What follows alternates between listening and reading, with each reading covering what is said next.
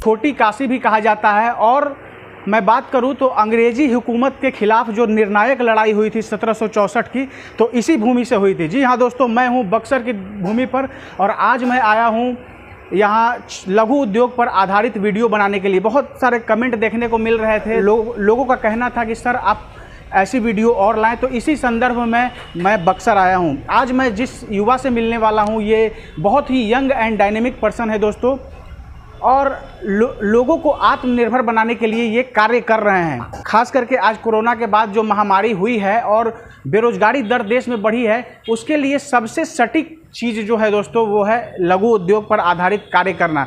चूँकि इसमें ज़्यादा बजट नहीं होता है और कम पैसे से एक अच्छा लाभ आप कमा सकते हैं दोस्तों। तो आइए देर न करते हुए वीडियो शुरू करते हैं। वीडियो शुरू करने से पहले एक रिक्वेस्ट है कि अगर वीडियो पसंद आए तो एक लाइक करिएगा, चैनल पे नए हैं तो सब्सक्राइब। हमारे चैनल पे आपका स्वागत है।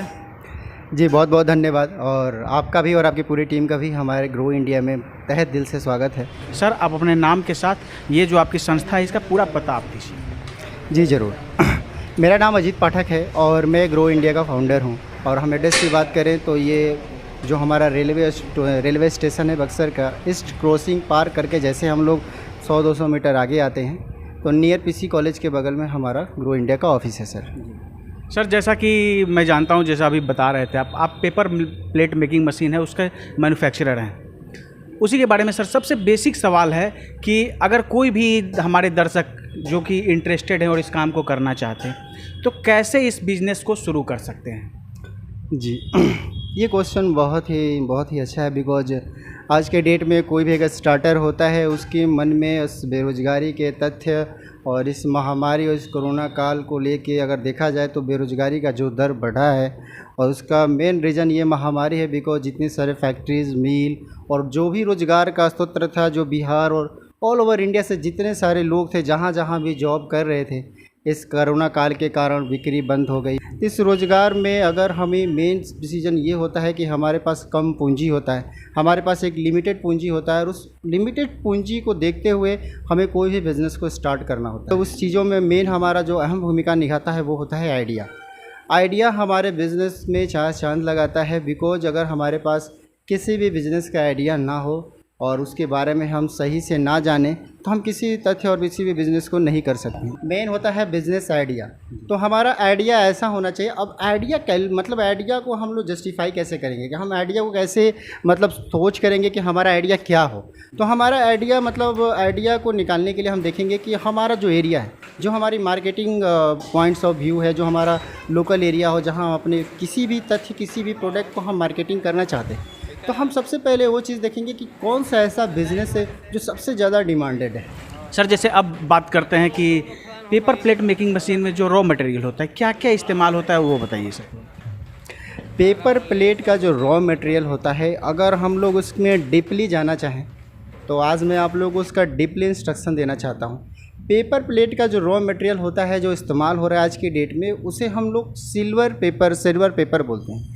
अब उसका सिल्वर पेपर नाम क्यों पड़ा, तो उसका भी एक मेन तथ्य है, वो ये है कि क्राफ्ट पेपर आता है। अब ये क्राफ्ट पेपर कैसे बनता है, ये पेपर जो हमारा वेस्टेज पेपर होता है इसका रिसाइकलिंग करके जो पेपर बनाया जाता है उससे हम लोग क्राफ्ट पेपर बनते हैं, ठीक है। अब उस क्राफ्ट पेपर में बहुत सारी ऐसे तथ्य होते हैं। अब उसमें 80 GSM का आता है।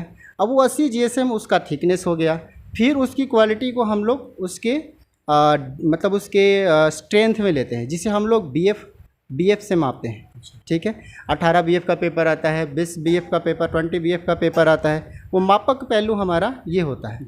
अब वो जो BOPP सिल्वर होता है, BOPP ट्रांसपेरेंट आता है, जिसे हम लोग जो बड़ी बड़ी फिल्म कंपनी हैं उनसे हम लोग बाई करते हैं, जैसे जिंदल हो गया, पेट्रीफॉर्म, बहुत ऐसी सारी कंपनियां हैं जो आपको BOPP सप्लाई करती हैं। तो उसमें माइक्रोन में उसे मापा जाता है। 8 माइक्रोन का सबसे ज़्यादा चलता है।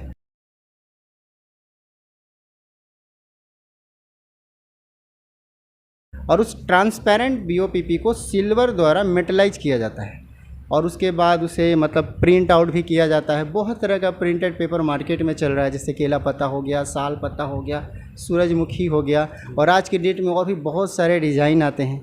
तीसरा चीज़, उन दोनों चीज़ों को मतलब सिल्वर को और क्राफ्ट पेपर को एक साथ ज्वाइंट किया जाता है गम के माध्यम से, और उसमें जो मशीनरी यूज किया जाता है उससे लेमिनेशन मशीन कहते हैं। उस लेमिनेशन मशीन का कार्य ये होता है कि उन दोनों को स्थायी एक स्पेस जगह देता है और दोनों को चिपका के एक पेपर बनाता है, जिसे हम लोग सिल्वर पेपर रॉ मटेरियल कहते हैं। उसी तरह माइका का पेपर आता है। माइका आपका 100% बायोग्रेडेबल इको फ्रेंडली पेपर है। माइका का पेपर होता है ये इको फ्रेंडली और 100% पेपर है। ठीक है, ये सारी इस तरह के सारे इस पेपर को हम लोग पेपर प्लेट मशीन में यूज करते हैं। अब सर जैसे कि आज काफ़ी मैन्युफैक्चरर इस फील्ड में आ गए हैं और लोग इस व्यवसाय में तेज़ी से आ रहे हैं, तो लोगों को क्या होता है कि जो रॉ मटेरियल होता है वो सही लोग यूज नहीं कर पाते, जिससे मार्केट में जो है उनका पकड़ कम होता है। तो जैसे जो भी हमारे युवा साथी आपको सामने से देख रहे हैं, तो उनको रॉ मटेरियल्स के बारे में आप क्या कहेंगे, क्या सजेशन देना चाहेंगे, कहाँ से वो रॉ मटेरियल्स को लें? जी, ये भी बहुत एक अच्छा क्वेश्चन है, बिकॉज किसी भी बिज़नेस के लिए रॉ मटेरियल परचेजिंग एक अहम भूमिका निभाता है। अगर हम रॉ मटेरियल परचेजिंग पे मुख्य ध्यान ना देते हुए किसी भी बिज़नेस को स्टार्ट करते हैं, तो हमारा जो सक्सेस रेशियो होता है वो ना के बराबर होता है, और हमें उस नकारात्मक और उसे हमें हानि के अंधकार में इस तरह से डुबो देता है कि फिर वहाँ से हमें उबर पाना इम्पॉसिबल होता है। तो परचेजिंग पे हमें विशेष ध्यान देना होता है। परचेजिंग में हमें एक बनिए की तरह रोल निभाना होता है। हमारे लिए 10-10 पैसा 5-5 पैसा बहुत ही इम्पोर्टेंट रहता है। तो कहीं भी अगर आप मशीन लेते हैं तो मशीन लेने के पहले आप रॉ मटेरियल का सारा व्यवस्था कम्प्लीटली चेकआउट कर लें कि आपको रॉ मटेरियल यहाँ से उठा के वहाँ तक क्या रेट में पड़ेगा, जो सप्लायर है, जो मैन्युफैक्चरर है, जो मशीन दे रहा है, रॉ मटेरियल आपको कैसे अरेंज कर रहा है, इन सारी चीज़ों को देखना बहुत ही ज़रूरी होता है।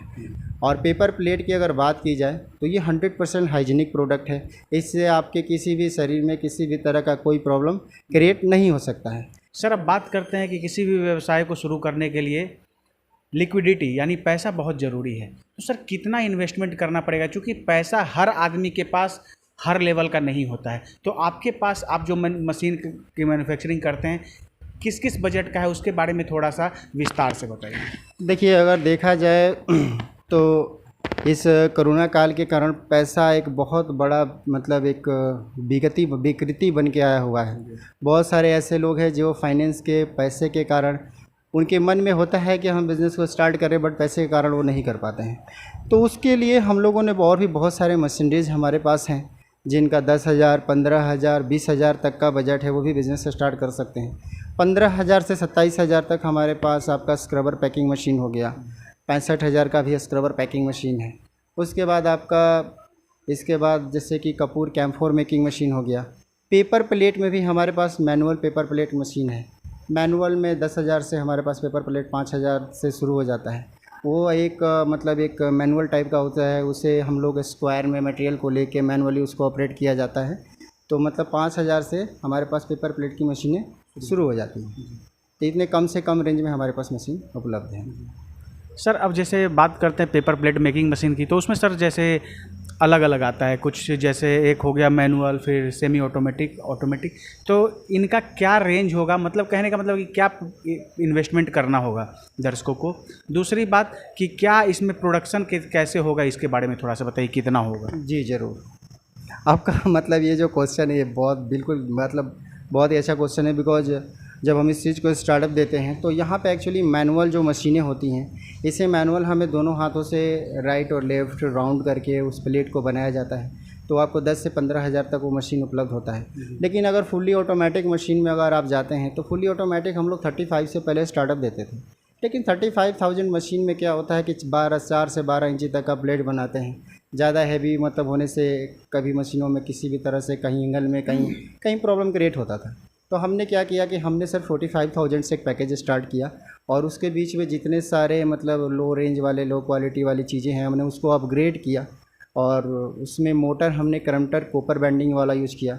और आज के डेट में सारी चीज़ों का रेट बढ़ता गया है, फिर भी हमने रेट नहीं बढ़ाया। हमारा रेट अभी 45 ही चल रहा है। उसके साथ साथ डबल डाई का मशीन है, और उसके साथ साथ हमारे पास ऑल इन वन हाइड्रोलिक में ऑल इन वन मशीन है, हाइड्रोलिक में सेमी ऑटोमेटिक मशीन है, हाइड्रोलिक में डबल डाई मशीन है, हाइड्रोलिक में fully automatic double die machine है, जिसमें आप बफर सेमी ऑटोमेटिक तौर पे चला सकते हैं, रोल को ऑटोमेटिक चला सकते हैं। इस तरह की मशीनें हमारे पास उपलब्ध हैं। वैरायटी में अगर देखा जाए तो सर 3 तरह। ये जो मशीन आप लोग देख रहे हैं ये फुल्ली ऑटोमेटिक इंपोर्टेड मशीन है और हमारी कंपनी ग्रो इंडिया पिछले 5 सालों से ऑटोमेशन मशीनरी पे मैन्युफैक्चरिंग कर रही है। लेकिन ये जो मशीन है इम्पोर्टेड है, ये आउटसाइड कंट्री की मशीनें हैं। इसमें मेन रीज़न ये है, ये बहुत ज़्यादा कॉस्टली मशीनें आती हैं अकॉर्डिंग टू ग्रो इंडिया के ऑटोमेशन मशीनरी की अपेक्षा, बट इसका प्रोडक्शन स्पीड जो होता है वो काफ़ी अच्छा है और काफ़ी फास्ट है। तो इस मशीन को पाने के लिए भी आप ग्रो इंडिया के कंसल्टेंट टीम को कॉल कर सकते हैं। So please continue watching my video. Thanks. तरह की मशीनें होती हैं, क्रैंक पे चलता है। हाइड्रोलिक में आपका 2 तरह का होता है, एक ऑयल बेस और सिलेंडर से चलता है, और एक आपको होता है न्यूमेटिक जो कि एयर कंप्रेसर से उसे ऑपरेट किया जाता है। और तीसरा मशीन होता है पावर प्रेस।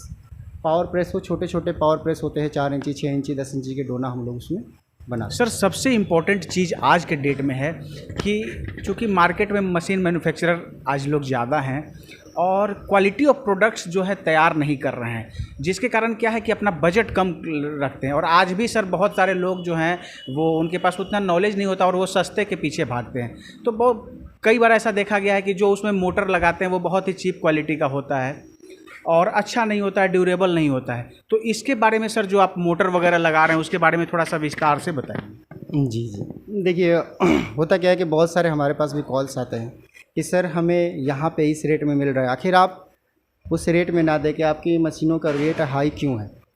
तो हमारा एक ही जवाब होता है कि सर आप हमारे प्लांट में आइए और जो लो प्राइस की मशीनें हैं, जो हाई प्राइस की मशीनें हैं, दोनों चीज़ों को हम आपके समक्ष रखेंगे। और मेरा वादा है सर आपसे, आप हाई प्राइस वाले मशीनों को चूज करेंगे।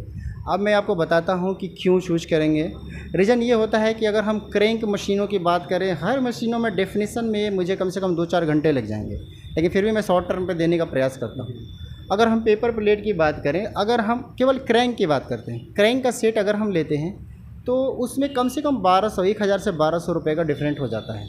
1000 से 1200 रुपये, कोई 2800 का आता है। और जो रीयूज क्रैंक होता है वो हमें बहुत ही कम रेट में मिल जाता है। हो गया, फिर उसके इंटरनली ब्रास हो गए, उसमें भी कोई किस कंपनी का आता है, कोई अच्छे कंपनी का आता है। फिर उसके बाद पुली हो गया, कोई 20 इंची का यूज करता है, कोई 22 इंची का यूज करता है। उसके बाद अगर हम मशीन इंफ्रास्ट्रक्चर की बात करें तो उसमें एंगल होता है मशीनों का। अब वो कौन से एंगल को यूज करता है, कोई 50x5 का आता है, कोई 30x3 का आता है। तो जितना ज़्यादा हैवी कॉन्साइनमेंट्स को यूज किया जाता है उस तरह का प्लेट होता है। अगर हम लोग प्लेट की बात करें जो 10 mm का होता है, कोई 12 mm का, तो हम लोग 12 mm का प्लेट यूज करते हैं। कोई लोकल लोहे के धुरे का प्लेट यूज करता है, हम लोग सर टाटा का स्टील।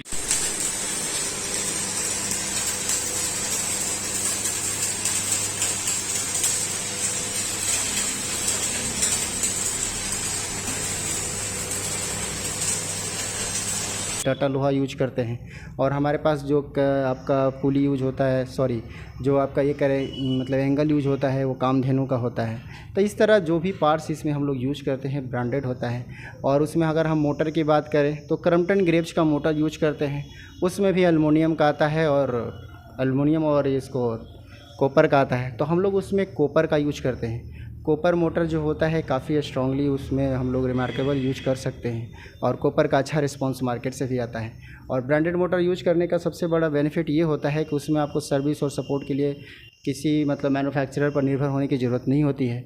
वो मोटर वो कंपनी जो होती है खुद सपोर्ट देती है, आपके घर तक आती है। कोई भी प्रॉब्लम होते हैं तो उसे बनाने की कोशिश करती है, नहीं बनता है तो अपने साथ लेके जाती है, फिर बना के आपको मोटर देती है। तो ये फ़ायदा होता है आपको ब्रांडेड कंपनी के साथ जाने से। सर अब सबसे लास्ट में जो है वो इम्पोर्टेंट बात करते हैं कि आपके यहाँ से मशीन क्यों लें। देखिए ये भी क्वेश्चन बहुत अच्छा है, बिकॉज आपका देखा जाए तो मशीन मेरे यहाँ से क्यों ले, अगर इस रीज़न को देखा जाए तो मैं कभी भी नहीं कहता कि आप मशीन हमारे यहाँ से लीजिए। रीज़न ये होता है कि हमारा मेन स्तोत्र और हमारा मेन ध्येय ये होता है कि कस्टमर के पास ज़्यादा से ज़्यादा इन्फॉर्मेशन हम उनको दें, सही चीज़ों के बारे में उनको समझाएं। अगर मशीन लेने की अगर बात की जाए तो पहला मेन चीज़ ये देखा जाता है कि जो हमारा रिक्वायरमेंट है अगर वो हमारे लोकली तौर पे फुलफ़िल हो जाता है तो आप पहला प्रयास करिए कि आप उस लोकल जगह पे उससे देखिए। और वहाँ पे बहुत सारी ऐसी चीज़ें हैं जो आपको देखना होता है। पहला चीज़ ये होता है कि क्या वो मैन्युफैक्चरर के पास सर्विस टीम अवेलेबल है, क्या वो आपको सपोर्ट दे पाएगा, क्या उसके पास स्पेयर पार्ट्स है, अगर किसी भी तरह का प्रॉब्लम होता है तो क्या वो किसी और पर निर्भर है या वो आपको स्पेयर पार्ट दे सकता है। तीसरा चीज़ ये होता है कि जो मशीन वो बना रहा है उसके बारे में टेक्निकली नॉलेज कितना है बंदे को।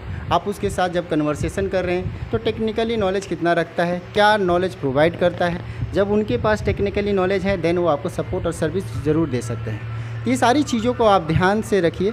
और रहा सवाल हमारे पास से लेने के बाद, तो ये सब कुछ तथ्य देखिए, हमें कॉल करिए। सर्विस सपोर्ट के लिए ग्रो इंडिया हमेशा तत्पर है और ग्रो इंडिया का ध्येय और श्रेय कभी भी नहीं रहा कि आप ग्रो इंडिया से ही मशीन लीजिए। आप सही मशीन लीजिए, सही जगह से लीजिए, यही ग्रो इंडिया का सोच है। सर मेरा आखिरी सवाल, समझिए कि ये सवाल मेरा हमारे चैनल का यूएसपी है, सबसे पूछते हैं। बहुत सारे ऐसे दोस्त हैं हमारे जो सऊदी अरबिया, संयुक्त अरब अमीरात, कतर, कुछ यूनाइटेड स्टेट्स से भी आपको देख रहे हैं और वहाँ अपने काम से खुश नहीं हैं, अपने वतन, अपने राज्य में आके लघु उद्योग करना चाहते हैं। तो उन लोगों को आप क्या संदेश देना चाहेंगे? देखिए सर, ये एक बहुत ही इम्पोर्टेंट क्वेश्चन है और इसमें हम हर भारतीय का जिम्मेदारी होता है कि वो जो भी लोग हमारे देश से बाहर गए हैं, एक बहुत कम पूंजी और बहुत कम इनकम के साथ विदेशों में जॉब कर रहे हैं और उस जॉब में जितना वो कार्य करते हैं उसके तहत उनको मुआवजा नहीं मिलता है, देश का हर नागरिक जानता है। और बहुत ऐसे लोग ऐसे जगह फंसे हुए हैं जो मतलब अपने कंट्री में रिटर्न होने के बारे में सोचते हैं। और बहुत सारे लोगों का, प्लस मैं कहूँ तो 200 प्लस लोगों का मेरे पास कॉल आया जो फ़ॉरेन में रहते हैं और वो कहते हैं कि सर मैं इंडिया में आके बिज़नेस करता हूँ। और 50 प्लस ऐसे लोग हैं जो हमारे कंसल्ट में अभी भी हैं। तो उन सब के लिए मेरा सबसे बड़ा प्रयास और सबसे बड़ा सोच यही रहता है कि पहला प्रयास आप ये करिए इंडिया आने के पहले कि जो आपके घर में जो भी आपके फ्रेंड हैं, आपके मित्र हैं, आपके भाईगण, आप पेपर प्लेट का बिज़नेस स्टार्ट करना चाहते हैं, कपूर का करना चाहते हैं, अगरबत्ती का करना चाहते हैं या किसी भी तरह का बिज़नेस स्टार्ट करना चाहते हैं, तो आप सबसे पहले उन्हें बोलिए कि आप मार्केट का रिसर्च करिए। बिकॉज मैं ये नहीं कहूँगा कि आप डायरेक्ट जॉब छोड़ के आ जाइए, मैं आपको सक्सेस कर दूँगा। मैं आपका एक गाइडर हूँ, मैं आपका एक कंसल्टेंट हूँ और मैं सदैव ही आपके कंसल्टेंसी के लिए हमेशा आपके लिए सदैव तत्पर रहूँगा। तो आप पहला प्रायोरिटी ये दीजिए कि आप वहीं रहते हुए इन सब चीज़ों का सर्वे करिए। सर्वे करने के बाद उसके बाद जब आपका कैलकुलेशन 80 to 90% के रेशियो में जाता है, अब कैलकुलेशन इन द सेंस जो आप रिसर्च कर रहे हैं उस रिजल्ट में आपको पॉजिटिविटी दिख रही है, तो सर आप जॉब वहाँ से लीव लेके आइए, छुट्टी लेके आइए और यहाँ पे एक स्टार्टअप दीजिए और जब आपको सफलता मिल जाए जॉब क्विट कर जाइए। बहुत बहुत धन्यवाद सर समय देने के लिए। Sir thank you so much and thanks for coming. बहुत बहुत आपका धन्यवाद जो आपने अपना इम्पोर्टेंट समय दिया और बहुत जल्द आपसे मिलेंगे। Pleasure to meeting with you sir. दोस्तों ये थे अजीत सर, काफ़ी डायनेमिक पर्सन है, आप लोग मिलिए इनसे आके। सर का नंबर भी दिया हुआ है, आप कॉल करके जानकारी ले सकते हैं और पूरी इत्मीनान होने के बाद ही आप मशीन को परचेज करें। दोस्तों आशा है ये वीडियो आप सबको काफ़ी पसंद आई होगी। अगर पसंद आए तो एक लाइक ज़रूर करिएगा, चैनल पे नए हैं तो सब्सक्राइब कीजिएगा। Thank you for watching. जय हिंद।